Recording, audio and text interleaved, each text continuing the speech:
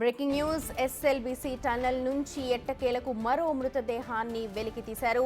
NDRF Singareni కార్మికులు dead బాడీని బయటకు తీసుకొచ్చారు. అంబులెన్స్ లో నాగర్ కర్నూల్ ప్రభుత్వ ఆసుపత్రికి తరలించారు.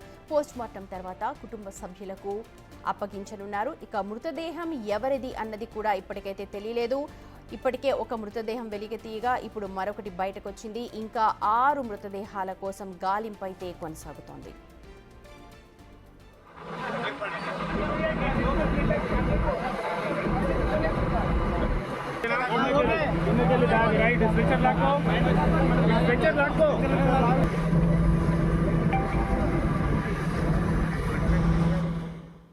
ఈ అంశానికి సంబంధించి మరిన్ని అప్డేట్స్ మా ప్రతినిధి శంకర్ మనకు అందిస్తారు. శంకర్, నెల రోజుల పైన అవుతోంది. మొన్న గురుప్రీత్ డెడ్ బాడీ బయటకు వచ్చింది. ఇవాళ డెడ్ బాడీ ఎవరిదో కూడా తెలియదు అన్నారు. ఎప్పుడు డీటెయిల్స్ అన్ని తెలిసే అవకాశం ఉంది?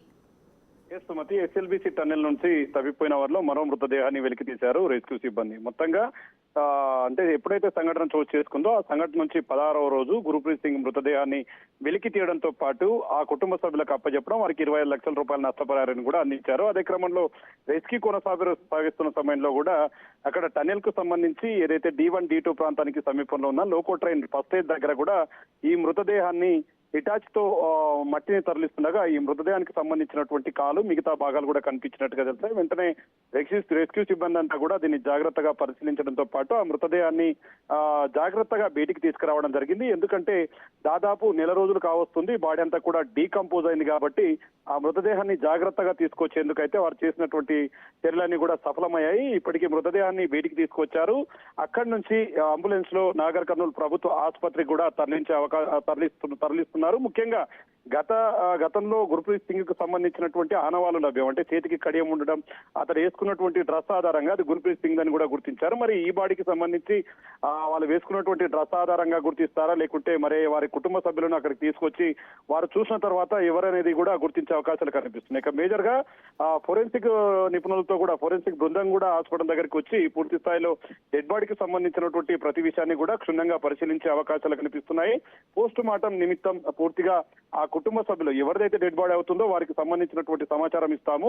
ఆ సమాచారం తర్వాత డెడ్ బాడీని సంబంధిత ఆ ప్రాంతానికి తెలంగాణ రాష్ట్ర ప్రభుత్వం నుంచే పూర్తిగా ఖర్చులు భరిస్తూ వారి కుటుంబ సభ్యులకు అప్పచెప్పే విధంగా ప్లాన్ చేస్తున్నటువంటి పరిస్థితి ఇక్కడ కనిపిస్తుంది. ఇక మేజర్ గా మనకు డీటెయిల్స్ అందుతాయి అంటే ఒకవేళ కుటుంబ సభ్యులు గుర్తుపట్టే అవకాశం కూడా లేకపోవచ్చు, ఎందుకంటే బాగా కుళ్ళిపోయిన సిచ్యువేషన్ లో ఉండొచ్చు. సో సాంకేతికంగానే ఆ డెడ్ బాడీ ఎవరిది అన్నది గుర్తిస్తారు.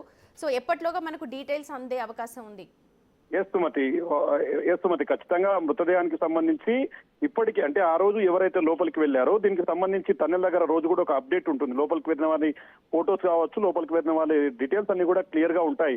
మరి ఈ రోజు తీసుకొచ్చిన వారిలో వారికి ఉన్నటువంటి డ్రెస్ కూడా, లేకుంటే వేరే ఇతర ఎవరైనా ఆనవాళ్ళు ఉంటాయి అంటే చేతులపై పచ్చబొట్లు ఇట్లాంటివి కూడా పరిశీలించనున్నారు. దాని మీద బేస్ గా చేసుకొని ఒకవేళ అలా జరిగితే క్లియర్ కట్ గా త్వరితగతం తెలిసే అవకాశం ఉంది. కానీ బాడీ మొత్తం కూడా డీకంపోజ్ అయ్యి అట్లాంటి గుర్తులు కూడా చెరిగిపోయాయని చెప్పి కూడా అధికారులు చెప్తున్నారు. కాబట్టి ఫోరెన్సిక్ బృందం కూడా ఈ మృతదేహాన్ని క్షుణ్ణంగా పరిశీలించిన తర్వాత ఎవరైతే మిగతా వాళ్ళు ఉన్నారో వారికి సంబంధించినటువంటి కుటుంబ సభ్యులతో కూడా చర్చిస్తారు. మీ కుటుంబానికి సంబంధించి అతనికి సంబంధించి హైట్ కావచ్చు, అతనికి సంబంధించినటువంటి పూర్తి వివరాలను కూడా వాళ్ళని సేకరించిన తర్వాత ఎక్కడైతే మ్యాచ్ అవుతుందో అక్కడ దాన్ని క్లియర్ కట్ గా మెన్షన్ చేస్తారు అధికారులు. ఒకవేళ అలా జరగకపోతే DNA టెస్టులు అనేవి కూడా ఉంటాయి. దానికి సంబంధించి అది కొంత లేట్ ప్రాసెస్ అయినప్పటికీ తప్పని పరిస్థితుల్లో ఆ ప్రాసెస్ జరిగితే మాత్రం మరింత టైం పడుతుంది. ఎందుకంటే ఆ ప్రాసెస్ లో చాలా రోజులు వేచి చూడాల్సి వస్తుంది. ఆ రోజుల తర్వాతనే ఆ డెడ్ బాడీ ఎవరిది అనేది ఏ కుటుంబానికి సంబంధించిన కూడా గుర్తించే అవకాశాలు ఉంటాయి. కాబట్టి డెడ్ బాడీని వెలికి తీసే సమయంలో చాలా క్లిష్టతరమైన సిచ్యువేషన్ ఉండొచ్చు కదా, ఎందుకంటే బాగా డీకంపోజ్ అయిపోయి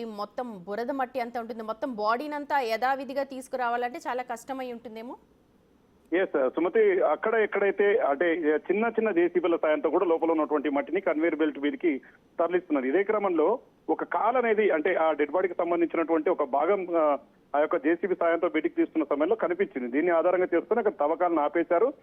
మెల్లిగా జేసీబీలు కాకుండా ఎవరైతే సింగరేణి కార్మికులు ఉన్నారో వారి దగ్గర ఆ ప్రాంతం అంతా కూడా అక్కడ కురుకుపోయినటువంటి భోజనం కావచ్చు, మట్టినంతా కూడా క్లియర్ గా బయటికి తీశారు.